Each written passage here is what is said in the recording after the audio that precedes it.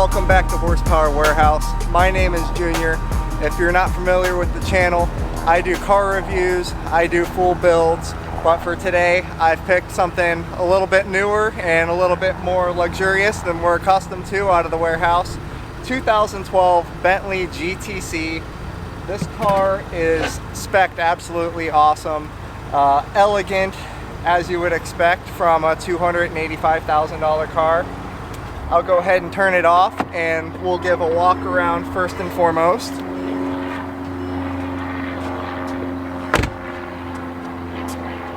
So if you're unfamiliar with Bentley's lineup, the GT and the GTC convertible are more of their sporty iterations of their cars. This is a W12 bi-turbo, 567 horsepower saloon that accomplishes basically what you would expect from a high-end buyer wanting a performance car, but they want it to be extra comfy for two passengers. As we walk around the car, 21-inch wheels. This is really not going to be fun to drive in the snow. It's absolutely 100% doable, but with the low profile wheels or tires on it, it's just not going to be that friendly to it. The car will absolutely handle anything that you throw at it as it sits. But at heart, I know that this car, it sold for $285,000. It's now a couple years old. It has around 20,000 miles on it, and it's selling for still $100,000. $100,000 is the absolute world to me. I am a cheap person. So to invest this kind of money in this car, I would absolutely 100% have to baby it. And because it's got that emblem on it right there, it means that it has to be serviced through Bentley or Rolls-Royce exclusively, otherwise you're devaluing the car on a rapid scale. You don't want to take this to your average Jiffy Lube and have them do the oil change. You're not paying the high dollar for the oil change at Bentley for the oil and the filter. You're actually paying for the maintenance records to prove that they are the ones that did the white glove treatment on the car. So that's what kind of scares me, is they have you over a barrel in terms of maintenance, and if you don't use them, then you're going to devalue the car, because as a person trying to sell it, the very first question that you get on this car is, what are the maintenance records? This one, just fresh out of Bentley, $7,000 worth of service. And it was not anything major that was needed. It was just a full refresh on the car, $7 grand. So, I mean, that scares the crap out of someone like me. I am not a YouTube baller by any sense of the word, but I love the car. Let's take a look inside. We have a 2006 here as well, and by comparison, it's a completely different car. You can see this one has 20,932 on it.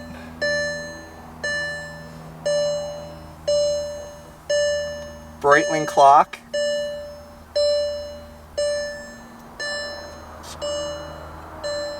The seats in this one are absolutely awesome. Perforated leather. Heated and cooled.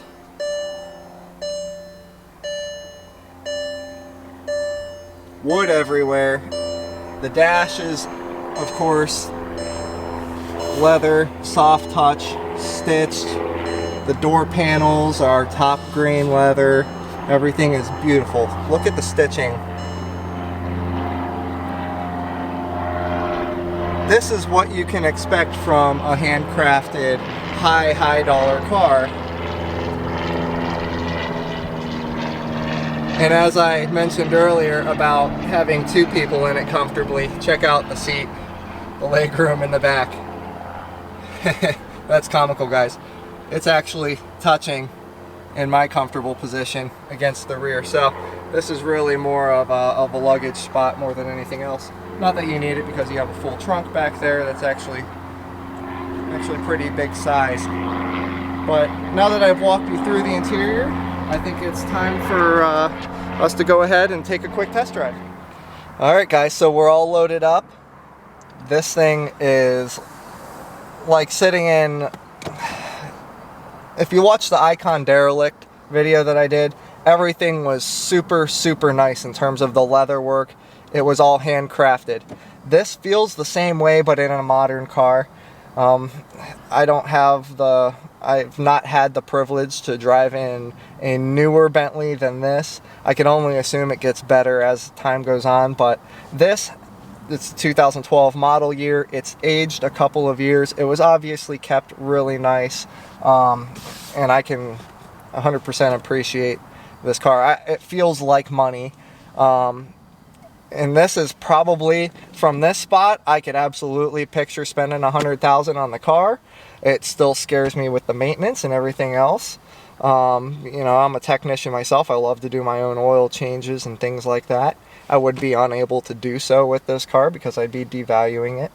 But it's super smooth, powerful, ultra luxurious. I like it. Let's go ahead and fire it up. Quick tip about the Bentley, you have to actually turn the key to the left first and then the right to fire it up. I'll go ahead and turn the radio down so we don't get copyrighted. We'll go ahead and pull off.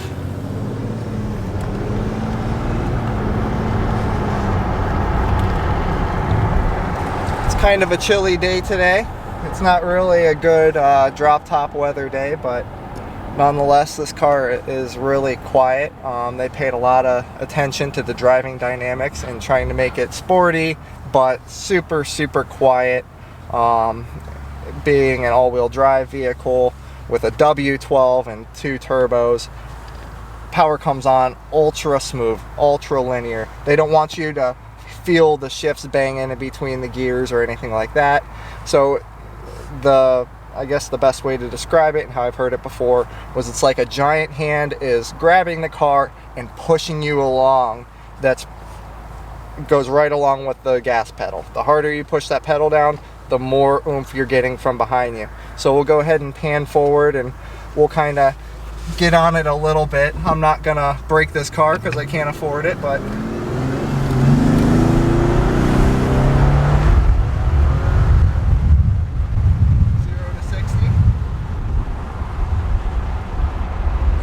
pulls perfect.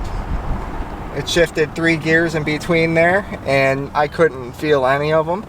The only reason I know that it was shifting is because the tachometer is telling me so.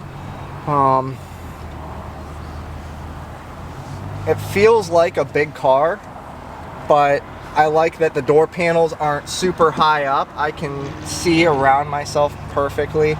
I'm not worried when I jump in this car and go to park it that I'm unable to see the corners. This is absolutely a car that I'd love to be able to put my wife in, but unfortunately I don't think it's going to be in this year's budget. What do you think, honey? Maybe? Should we spring for it? I'd like to. She would like to. But